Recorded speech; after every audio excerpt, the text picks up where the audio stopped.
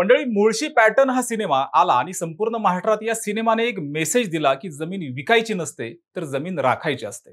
हा मेसेज अनेकांपर्यंत पोहोचला आणि चित्रपटाच्या माध्यमातून अनेकांनी आपले होणारे जमिनींचे व्यवहार थांबवले सुद्धा होते। मात्र दुसऱ्या बाजूला याच सिनेमातून अनेक जण गुंडगिरीकडे वळले असाही सिनेमावर आरोप होता। मात्र सिनेमातून कुणी काय शिकावं हा ज्याचा त्याचा प्रश्न असला तरी पुण्यात पुन्हा एकदा मुळशी पॅटर्न सारखा किस्सा घडलाय आणि ते पण थेट बंदूक दाखवत जमीन ताब्यात घेण्याचा। पुणे हे शिक्षण तसेच आता अनेक गोष्टींचं मोठं हब बनत चाललंय आणि दुसऱ्या बाजूला पुण्यासारख्या शहरात जमीन व्यवहाराचे प्रमाणही वाढले। अगदी हिंजवडीतील कासारसाई भागात अशीच थेट बंदुकीचा धाक दाखवत एका वकिलाने जमीन मालकाला धमकी दिलेली आहे। नक्की काय मॅटर आहे हा? कोणाची जमीन होती ती? का बंदूक दाखवून जमीन घ्यायचा प्रयत्न केला गेलाय? पुढे त्याचं काय झालं सगळं सविस्तर जाणून घेणार आहोत। त्यासाठी हा व्हिडिओ शेवटपर्यंत नक्की पहा। नमस्कार, मी विकी आणि तुम्ही पाहताय विषयच भारी। मंडळी, पुण्यातील हिंजवडी येथील कासारसाई येथे शब्बीर मुलानी आणि त्यांचे कुटुंबियांची जमीन आहे। यातील काही जमीन ही धनंजय वाडकर यांनी खरेदी केली होती। अर्थात यावरून मुलानी आणि वाडकर यांचे गेले काही वर्ष वाद देखील सुरू आहे आणि ही जमीन कुळ कायद्यातील आहे। त्यामुळे काही वर्षापासून मुलानी आणि वाडकर यांचा न्यायालयीन लढा सुरू आहे।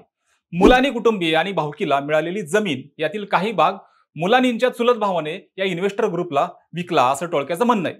आता यातच सकाळी या प्रकरणाचा व्हिडिओ सोशल मीडियावर मोठ्या प्रमाणावर व्हायरल झाला। सकाळी 9:30च्या सुमारास 7-8 जणांची टोळकी मुलानी यांच्या घरात घुसले। जमीन लिहून देत ताब्यात देण्यासाठी ते धमकावू लागले। तेव्हा झालेल्या बाचाबाचीमुळे सर्वजण निघून गेले। नंतर 1:30च्या सुमारास शेतकरी सोयाबीनची पेरणी करत होते तेव्हा टोळके पुन्हा त्या जमिनीवर जाण्याच्या प्रयत्नात असताना शेतकऱ्यांनी त्यांना अडवले। तेव्हा यातील म्होरक्याने शेतकऱ्यांच्या दिशेने थेट बंदूक रोखली। मात्र शेतकऱ्यांनीही कशाची तमा न बाळगता त्याचा पाठलाग केल्याने अखेर त्या गुंडालाच पळ काढावा लागला। काही वेळाने घटनास्थळी दाखल झालेल्या हिंजवडीतील पोलिसांनी सारवासारव करण्याचा प्रयत्न केला। शेतकऱ्यांच्या दिशेने बंदूक रोखणारा तो गुंड व्यवसायाने वकील असून चिंचवडचा गाववाला असल्याची चर्चा आहे। कासारसाई येथे वकील संदीप भोईर व स्थानिक शेतकरी यांच्यात वाद होता। त्यात भोईर यांनी त्यांच्याकडील परवाना शस्त्र बाहेर काढून शेतकऱ्यांवर रोखलं। त्याबाबत आता दोन्ही बाजूकडील इसमांना पोलीस ठाण्यात नेण्यात आलं असून पोलीस पुढील कायदेशीर कारवाई करत आहेत। पण मंडळी, पुण्यातील या घटनेवरून आता हा प्रकार मुळशी पॅटर्न सारखा असल्याचं बोललं जातंय। कारण मूळ कायद्यातील जमीन विकता येत नसते, मात्र तरीही त्याचा व्यवहार केला गेलेला आहे आणि मुलानी कुटुंबातील एकाने हा व्यवहार केला असला तरी बाकी कुटुंबीय याला विरोध करतायत। आता त्यामुळे या नव्याने यावर चर्चा होते। पण मंडळी, आता हा कुळ कायदा नक्की काय आहे त्यावरही जरा डिटेलमध्ये पाहूयात। तर भारतातील कृषी क्षेत्र हे देशाच्या अर्थव्यवस्थेचा मुख्य कणा आहे। परंतु स्वातंत्र्यपूर्व आणि स्वातंत्र्यानंतरही अनेक शेतकऱ्यांना जमीनदारांच्या अत्याचारांना सामोरं जावं लागलं होतं। आता या पार्श्वभूमीवर कुळ कायदा लागू करून त्या शेतकऱ्यांना संरक्षण देण्यात आलं। या कायद्याच्या विविध कलमांपैकी कलम 43 हे अत्यंत महत्त्वाचं असून ते त्या शेतकऱ्यांना मिळालेल्या जमिनीचे हस्तांतरण म्हणजेच मालकी हक्क, विक्री आणि तारण यासंबंधी काही महत्त्वपूर्ण निर्बंध आणि अटी घालतं। आता या कलमामुळे शेतकऱ्यांना मिळालेली जमीन सहज विकता येत नाही, तसेच ती फक्त शेतीसाठीच वापरणे बंधनकारक आहे। त्यामुळे जमिनीचा चुकीच्या कारणांसाठी वापर टाळला जातो आणि खरीप रब्बी शेतीचे संरक्षण होते। आता कुळ कायदा कलम 43 म्हणजे काय? तर कुळ कायदा हा शेतकऱ्यांचे हक्क संरक्षित करण्यासाठी लागू करण्यात आलेला आहे। या कायद्याच्या कलम 43 अंतर्गत शेतकऱ्यांना दिलेल्या जमिनीच्या विक्री, तारण, हस्तांतरण आणि बिगर कृषी उपयोगास मर्यादा घालण्यात आल्यात। हे कलम विशेषतः शेतकऱ्यांना मिळालेल्या किंवा सुधारित जमिनीच्या संरक्षणासाठी महत्त्वाचे आहे। आता कलम 43 म्हणजे काय आणि त्याचा उद्देश काय हे पण पाहूयात। तर मंडळी, कलम 43 हे कुळ शेतकऱ्यांना मिळालेल्या जमिनीच्या व्यवहारावर निर्बंध घालतं, ज्यामुळे ही जमीन केवळ शेतीसाठीच वापरणं बंधनकारक असतं। यामुळे शेतजमिनीचे बेकायदेशीर विक्री व्यवहार हे रोखले जातात आणि शेतकऱ्यांच्या मालकीचे जमिनीचं हे संरक्षण केलं जातं। आता कलम 43 चा उद्देश काय? तर गरीब आणि लहान शेतकऱ्यांना जमीन विक्रीस किंवा तारणास काही बंधन घालून त्यांचे संरक्षण केलं जातं। कृषी उत्पादन आणि शेतजमिनींचे सातत्य टिकवून ठेवणे, भांडवलदार आणि उद्योगपतींनी शेतकऱ्यांच्या जमिनी खरेदी करून त्यांचा गैरवापर होऊ नये यासाठी नियंत्रण ठेवणे, शेतकऱ्यांना जमिनी विक्रीसाठी सरकारची परवानगी घेणे, अनिवार्य करून त्यांचं रक्षण करणे। आता शेतकऱ्यांना मिळणाऱ्या शेतजमिनीच्या विक्रीवरील निर्बंध हे काय आहेत ते सुद्धा आपण पाहणार आहोत। मंडळी, कुळ कायद्याच्या कलम 43 अंतर्गत शेतकऱ्यांना मिळालेल्या जमिनीच्या विक्रीवर विशिष्ट निर्बंध घालण्यात आलेत। शेतकरी ही जमीन थेट कोणालाही विकू शकत नाहीत। जर शेतकऱ्याला जमीन विकायची असेल तर त्याला स्थानिक प्रशासन किंवा शासनाची पूर्व परवानगी घ्यावी लागते।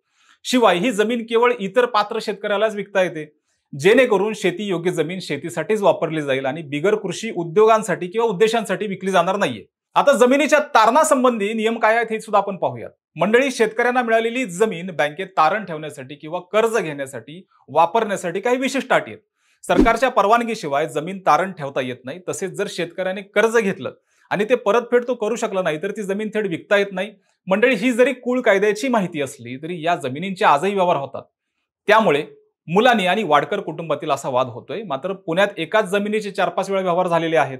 अनेक जण ग्रीनरी म्हणून पुण्याच्या मुळशी किंवा बाकी भागात जमीन घेतात. त्यामुळे महसूल वाढला असला तरी शेतकऱ्यांच्या जमिनी संपत आल्याने अनेक जण आता जागे झालेले आहेत. कधी माळावर चिटपाखरूही नसणाऱ्या जमिनीवर आता फार्म हाऊस बांधले जात आहेत. मुंबई किंवा गुजराती लोक त्या गावचे रहिवासी होत आहेत आणि गावाकडचे लोक माळावर घर फार्म हाऊस बांधलेले पाहतात आणि त्यांना त्याचं अप्रूप सुद्धा वाटतं. मात्र शिल्लक जमिनी कमी राहिल्या की मग जाग येते. तोपर्यंत जमिनी संपलेल्या असतात आणि मग सुरू होतो मुळशी पॅटर्न सारखा प्रकार. कुळ कायद्यातील जमिनीचे व्यवहार केले जातात आणि मग ऑक्सिजन पण घेतो का आमचा म्हणत स्थानिक हे जागे होतात. मुळात शेतीच्या नावाखाली वेगळीच डेव्हलपमेंट होताना शहराबाहेर जमीन घेण्याचे प्रकार वाढलेत. मात्र लोक आता जागे होत आहेत. एकतर मोठा मोबदला हवा, नाही तर जमीन देणार नाही असे लोक म्हणायला लागलेले आहेत. त्यामुळे मग बंदूक दाखवून जमीन घेणे, मर्डर करणे किंवा अजून काही मार्ग पत्करणे, यामुळे जमीन खरेदी विक्री हा प्रकार गुंडांच्या ताब्यात गेल्याचं पाहायला मिळतं. आणि यातून अनेक जण गुंडगिरीकडे वळलेत, हे सुद्धा एक महत्वाची बाब आहे. मंडळी, बाहेरील राज्यातील येणारे लोक जमीन घेतात आणि इथले स्थानिक जमीन विकून दुसरीकडे जातात किंवा भाड्याने घरे देऊन मोकळा वेळ हा टाइमपास करण्यात घालवतात. आता यामुळे देखील गुंडगिरी वाढल्याचं पाहायला मिळतं. मात्र या सगळ्यात मुलांनी सारखी कुटुंब असेल किंवा अजून कोणी यांनी जमीन विक्रीस केलेल्या विरोधामुळे जरी समोरील लोक पळून गेले तरी मुळशी पॅटर्न मध्ये जे सांगितलं की जमीन विकायची नसते, ती राखायची असते, याचे अनेकांना महत्व आता पटायला लागले. मुलानी आणि वाडकर तसेच बंदुकीचा धाक दाखवणारा संदीप भोयर यांच्या या घडलेल्या प्रकाराबद्दल मंडळी तुमचं काय मत आहे? कमेंट करून जरूर सांगा. तसेच विशेष भारीला सबस्क्राईब करायला विसरू नका. तसेच हा व्हिडिओ जर तुम्ही फेसबुकवर पाहत असाल तर विशेष भारी FB या आमच्या फेसबुक पेजला देखील फॉलो करायला मंडळी विसरू नका. धन्यवाद.